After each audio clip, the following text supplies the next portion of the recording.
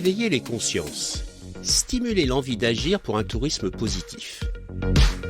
Bonjour et bienvenue sur Expérientiel. Je suis François Huette, passionné par un tourisme guidé par le sens. Les différentes crises écologiques, spirituelles et économiques nous poussent à sortir de nos schémas traditionnels. Elles nous invitent à questionner l'impact de nos activités sur la santé de la planète et de l'humanité. Ce podcast est la rencontre avec des acteurs engagés. À travers leurs histoires, nous allons découvrir des femmes et des hommes visionnaires. Ce sont des passeurs d'expérience et de savoir qui sèment des graines de réflexion et d'action pour co-construire un tourisme positif, porteur de sens, inclusif et non culpabilisant. Pour ne rien manquer à notre actualité, suivez-nous sur Facebook, Instagram et LinkedIn et n'hésitez pas à nous soutenir en mettant de belles étoiles et en partageant autour de vous. Ado, l'école ne me proposait pas un environnement dans lequel je m'épanouissais. Mes parents ont eu l'intelligence de me diriger vers l'apprentissage. J'ai choisi l'hôtellerie comme terre d'exploration pour aller au bout de mon rêve de voyage. Découvrir un monde, ses différentes cultures, environnements, savoir-faire. De nombreux jeunes aujourd'hui sont à la recherche de sens dans leur vie. L'écotourisme peut les accompagner sur ce chemin. Voilà quelques initiatives qui peuvent leur permettre de se reconnecter à leur environnement et d'ouvrir le champ des possibles pour eux. Allez, sans attendre, je vous invite à vous installer confortablement dans un lieu calme, pourquoi pas au contact de la nature, pour prendre le temps de découvrir des acteurs du tourisme positif. Bonne écoute. Bonjour Bernadette, pouvez-vous nous dire qui vous êtes et ce que vous faites ? Alors, je suis coordonnatrice académique de la mission de lutte contre le décrochage, donc pour l'Académie de Nice. Et donc, mon rôle, c'est d'animer et de piloter une équipe de 22 personnes qui sont réparties sur l'ensemble du territoire et qui interviennent auprès des jeunes, des élèves qui sont repérés comme fragiles et qui risquent de décrocher, ou des jeunes qui sont déjà engagés sur la voie du décrochage. Et en parallèle, on travaille également avec des jeunes qui, eux, ont décroché et qui souhaitent revenir vers une formation pour les amener à préciser ce projet de formation et les accompagner pour sécuriser leur parcours dans le but de reprendre, de redonner du sens et puis de s'engager de nouveau dans un projet professionnel. Alors c'est un sujet qui me parle parce que moi j'ai décroché quand j'étais plus jeune. Et je me souviens que l'environnement scolaire n'était pas mon environnement où je pouvais m'exprimer, etc. Et je me souviens que quand j'ai commencé un apprentissage dans l'hôtellerie, mon père avait fait un commentaire en disant « Je suis content parce que j'ai l'impression qu'il est heureux ». Et on parle de redonner du sens, de retrouver du sens. Et je pense que c'était ça en réalité. C'est que moi, dans mon chemin personnel, j'avais retrouvé du sens. Est-ce que vous pensez que c'est quelque chose d'essentiel aujourd'hui ? Et comment on peut justement accompagner ces jeunes à retrouver du sens dans leur vie ? Alors je pense que c'est quelque chose qui est fondamental, la notion de sens. Souvent on a des jeunes qui décrochent justement parce qu'ils ne voient pas pourquoi ils sont à l'école, qu'est-ce que ça va leur apporter. Et parfois ils ne se projettent pas dans un futur qui leur paraît très éloigné finalement de l'instant présent. Donc nous, notre rôle, c'est en utilisant la pédagogie du détour, en travaillant avec des partenaires, de leur permettre de reprendre pied avec l'instant présent et les amener justement à se projeter dans des actions, alors qui sont à plus ou moins long terme, justement pour travailler cette notion de futur et de les amener à construire un projet professionnel qui ait du sens pour eux. Donc ça se fait de différentes manières. Ça peut se faire en leur proposant de rencontrer des acteurs de différentes filières qui peuvent rencontrer leur projet, en tout cas le projet qui est sur lequel ils se projettent, mais qui n'est pas forcément faisable. Mais c'est également leur permettre de faire des immersions au sein d'entreprises ou même au sein de différentes filières, donc au sein des établissements, pour rendre concret finalement des choses qui leur semblent assez éloignées de leur réalité. Est-ce que ça concerne beaucoup de jeunes, justement, le décrochage ? Alors ça concerne toujours trop de jeunes aujourd'hui. Nous, notre objectif, c'est d'intervenir le plus tôt possible pour faciliter l'accrochage et d'identifier ces jeunes qui ont des fragilités pour permettre d'éviter qu'ils décrochent. Donc c'est vraiment un travail en amont sur lequel nous on s'oriente, même si on a toujours des jeunes qui ont décroché et qu'on accompagne également. Mais l'accent est vraiment mis en termes de persévérance scolaire au sein des établissements. Donc un travail qui est mené par l'intermédiaire de nos personnels, mais qui est également mené par l'ensemble des enseignants et des équipes éducatives pour éviter ce décrochage. Donc c'est le travail en amont qu'on privilégie, car plus on intervient tôt, plus on a de chances de permettre à ces jeunes d'avoir un cursus normal et d'éviter ce décrochage. Quand le décrochage, c'est avant la troisième, après la troisième, est-ce qu'il y a des tendances ou moi je me souviens avoir décroché entre la troisième et la seconde. Est-ce que c'est un âge qui ressort souvent ou comment ça se passe ? Là, en fait, il y a les étapes de transition sont en effet des moments charnières sur lesquels les jeunes peuvent décrocher. C'est pour ça d'ailleurs que nous, on met en place une sécurisation des parcours, justement sur le passage de la troisième notamment à la seconde, mais également de la seconde à la première en lycée général. On a également, alors si on est sur une définition administrative, il n'y a pas de décrochage avant 16 ans. Voilà, le décrochage n'existe qu'à partir de 16 ans, puisqu'avant 16 ans, on est sur une obligation de scolarité. Et donc d'un point de vue administratif, il n'y a pas de décrochage avant 16 ans.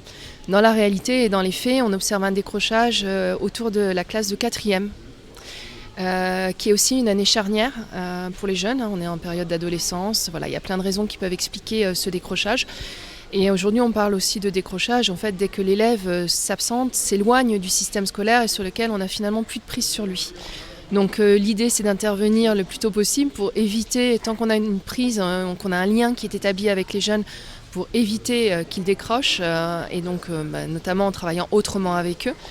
Et sur les éléments de transition, voilà, ces âges de la classe de 4e, du passage de la 3e à la seconde, seconde première, lorsqu'ils s'orientent vers des filières particulières, en effet, sont des moments où on pose notre attention, où on va sécuriser leur parcours, on les identifie, parce qu'on a des groupes de prévention de décrochage scolaire dans chaque établissement.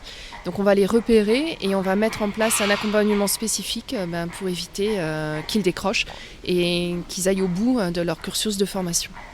Alors les flamants roses qui sont autour de nous et qui nous accompagnent et qui nous donnent de la voix, une question, le tourisme, vous êtes aujourd'hui présente là aux rencontres de Defimed, pourquoi êtes-vous là ? Alors c'est d'abord une histoire de rencontre, comme en matière de décrochage. Parfois on rencontre une personne qui va nous permettre d'éviter de décrocher. Là c'est une histoire de rencontre par l'intermédiaire de Solidar Sport qui m'a mis en relation avec Monsieur Rollet qui est le président de Defimed et qui m'a donc parlé d'un projet qui est lié à l'écotourisme et qui concerne donc les NEET, donc des jeunes qui sont ni en emploi, ni en études, ni en formation. Et c'est un public cible pour nous, puisque des jeunes qui sont entre 16 et 18 ans sont soumis à l'obligation de formation. Et que ce projet peut être l'occasion justement de redonner du sens, donc de travailler en fait à deux niveaux, travailler sur le projet professionnel du jeune en lui permettant de rencontrer des acteurs de la filière de l'écotourisme. Et le tourisme, on sait que dans notre région, dans la région PACA, c'est un secteur en pleine expansion. Et également de travailler directement sur le jeune lui-même en le reconnectant finalement à son environnement et en ouvrant sa réflexion et en ouvrant finalement le champ des possibles pour lui, pour l'amener peut-être à s'orienter et à choisir des filières sur lesquelles il pourrait se former et derrière en développement peut-être des projets et en l'accompagnant dans son projet. Donc nous par l'intermédiaire jusqu'à ses 18 ans et ensuite un passage de relais avec des partenaires que nous propose Defimed. Votre métier, de quelle manière il fait sens pour vous ? Alors, de quelle manière il fait sens ? Il fait sens peut-être parce qu'on parle d'une histoire de rencontre et que justement semer des graines sur le parcours de ces jeunes et les voir grandir à un moment donné ou à un autre, le retour qu'ils nous en font, je pense que c'est ce qu'il y a de plus important, en tout cas pour moi. Voilà. Aujourd'hui, moi de par mon parcours, je suis enseignante de lycée professionnel. J'ai travaillé aussi avec des jeunes qui étaient en SECPA. Des jeunes avec qui je suis toujours en contact et le retour qu'ils me font de ce qu'on a pu vivre ensemble, je crois que c'est la plus belle chose qui me soit donnée. Voilà. Incroyable, les gens ne peuvent pas voir le sourire, mais le sourire est radieux, est rayonnant. Merci beaucoup Bernadette. Je vous en prie, merci beaucoup. Bonjour Walid, tu représentes le Parcours le Monde. C'est quoi exactement et quel est l'objectif de cette organisation, de cette association, je suppose? Oui. Alors, Parcours le Monde est une association, loi 1901, et organisme de formation par la force des choses. Notre objet, c'est de démocratiser la mobilité européenne et internationale et surtout l'utiliser comme levier d'insertion sociale et professionnelle pour les jeunes qui en sont le plus éloignés. Voilà. C'est-à-dire que les programmes ne sont pas connus. Enfin, on a une mission d'information très importante auprès des professionnels qui accompagnent la jeunesse, qui font de la prévention, qui font de l'insertion, et aussi des jeunes eux-mêmes. Donc, on travaille beaucoup avec les missions locales et tout un tas d'autres partenaires qui acceptent de nous accueillir pour s'informer eux-mêmes et que ça nous permette d'informer les jeunes de l'existence de tous ces programmes, de tous ces soutiens européens qui participent à la construction, à façonner une conscience citoyenne européenne et surtout pour qu'ils se saisissent de ces programmes de mobilité qui sont vecteurs de développement de tellement d'aptitudes, de capacités chez les jeunes. Ça donne confiance, ça développe, on travaille sur l'autonomisation, on travaille sur l'adaptation, voilà, sortir de sa zone de confort, ça a été dit, sur le développement linguistique, l'interculturel, donc la compréhension mutuelle entre les uns et les autres, lutter contre les stéréotypes, contre les discriminations. C'est tellement porteur de valeurs très positives, magnifiques, dont on a tellement besoin. Voilà. C'est notre mission, on le vit un peu comme ça, démocratiser la mobilité pour les jeunes, enfin qu'ils s'en saisissent et qu'ils se développent. Donc, quelle que soit l'orientation qu'ils choisissent, et évidemment, s'ils veulent aller élever des chèvres dans le Larzac, c'est génial. Ou s'ils veulent devenir responsables RH, c'est génial aussi, pourvu qu'ils s'écoutent, ils trouvent leur voix, qu'ils expriment leurs aspirations et qu'on leur donne les moyens, grâce à ces programmes, de trouver leur voie, de s'insérer, de trouver finalement là où ils vont s'épanouir dans ces métiers, quels qu'ils soient, dans leur vie, quels qu'ils soient. Exactement. Alors, dis-moi, quand tu parles de démocratiser la mobilité auprès des jeunes, ça veut dire quoi? Les inviter au voyage? Absolument, exactement. Enfin, la mobilité, c'est un peu dans la tête, concept de motilité auquel on s'intéresse et qui est un problème que même nos partenaires ici localement, par exemple, quand des jeunes veulent aller chercher un travail, une activité, s'insérer, des fois c'est difficile d'aller de Nice à Antibes. Donc la mobilité, même au niveau local, c'est déjà quelque chose de problématique. Donc nous, on travaille sur l'international, et parce qu'on sait que si on envoie quelqu'un traverser la Pologne pour se rendre chez un partenaire pour un volontariat de 3 à 6 mois, quand il va revenir, aller à Cagnes-sur-Mer depuis Nice, ça va beaucoup moins être un problème pour lui. Il aura gagné beaucoup en confiance, tout lui paraîtra quand même plus facile. Donc oui, c'est ça, l'idée, c'est de les aider à partir en volontariat, en mission, découvrir l'Europe, surtout l'Europe, l'international aussi, mais surtout l'Europe, sans que ça leur coûte. Parce que évidemment on s'adresse à un public NEET, ça ne veut pas dire qu'ils n'ont pas d'argent, mais quand même c'est difficile. Sur l'accompagnement administratif est très important, il faut des cartes européennes d'assurance maladie, il faut s'intéresser à son mobile, est-ce que j'ai un logement, un loyer, etc. Il y a des assurances, mais c'est vraiment ça qui est important, c'est qu'ils sachent que ça existe et qu'ils s'en saisissent, qu'ils partent en voyage, en apprendre sur eux-mêmes, et découvrir tout un tas d'activités, un écosystème européen absolument dingue. On a des partenaires dans plein de domaines très variés, que ce soit au Portugal, au Danemark, à Athènes, sur la préservation animale, sur l'inclusion des personnes handicapées, sur le soutien aux migrants, sur la permaculture, l'éco-construction, je disais. Donc, et même sur la communication, le marketing, pour coller aux thématiques que les jeunes aiment bien en ce moment, avec les réseaux sociaux, et faire de l'animation de réseau, etc. Donc on est ouvert. C'est très varié et nous on adore. Alors à ton avis, comment justement l'écotourisme peut être vecteur et aider à parcourir le monde pour les jeunes? Ça c'est sûr que c'est un vecteur, parce que à la fin des fins, il y a une dimension économique, les gens cherchent à s'insérer, trouver leur place et un métier qui les passionne, et quand on écoute les aspirations des jeunes, et dans le cadre des programmes qu'on a portés, on a bien vu qu'il y a cette conscience écologique, de développement durable, de la préservation de la nature, de faire attention à tout, à notre consommation d'énergie, à nos modes de déplacement, à tout. Donc cette conscience, elle existe, et parfois ils savent juste pas comment se saisir, quoi faire, comment être moi un acteur dans cet environnement qui est parfois angoissant. On se dit, qu'est-ce que je peux faire moi à mon niveau? Et donc quand on les envoie à la découverte, par exemple aux Pays-Bas, un acteur qui fait des formations, etc. pour les adultes, mais aussi surtout pour les jeunes, qui accueille des jeunes, qui travaillent sur l'éco-construction, mais ils apprennent à utiliser des matériaux éco-responsables pour le développement de l'habitat, etc. Et construisent des circuits parfois touristiques aussi. C'est, vraiment, il y a tellement d'acteurs et d'initiatives partout en Europe.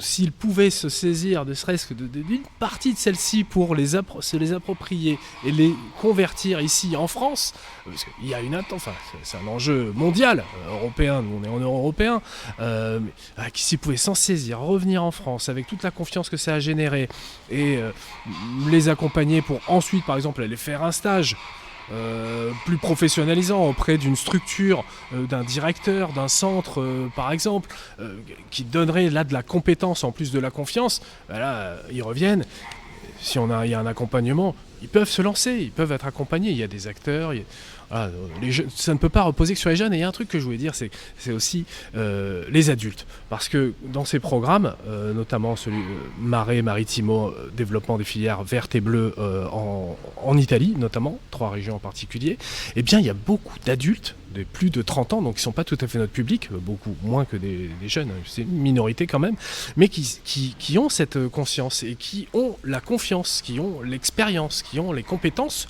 pour très rapidement créer de l'opportunité, créer une activité et pourquoi pas ensuite drainer, faire travailler des jeunes, puisqu'il y a une demande. Alors, on a été vraiment étonnés, là, c'était l'an dernier, quand on a vu que la conception de produits écotouristiques et touristiques était en tension, était un secteur en tension dans les Alpes-Maritimes aussi, mais c'est génial. Mais ça veut dire qu'il y a une appétence, il y a une demande, il y a des gens qui s'engagent, il y a un public, et juste, il n'y a pas les gens pour aller travailler, œuvrer auprès de ces structures. Donc ça, c'est dommage. Et on essaie d'y travailler, oui. Donc la mobilité peut aider à faire en sorte que des jeunes se saisissent des opportunités dans la filière écotouristique.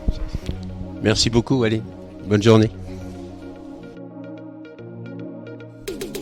Voilà, c'est la fin de notre voyage du jour. J'espère que vous avez vraiment passé un agréable moment en notre compagnie et que nous avons pu semer des graines d'inspiration et d'action. Surtout n'oubliez pas, le tourisme de demain, c'est maintenant qu'on le construit et ensemble.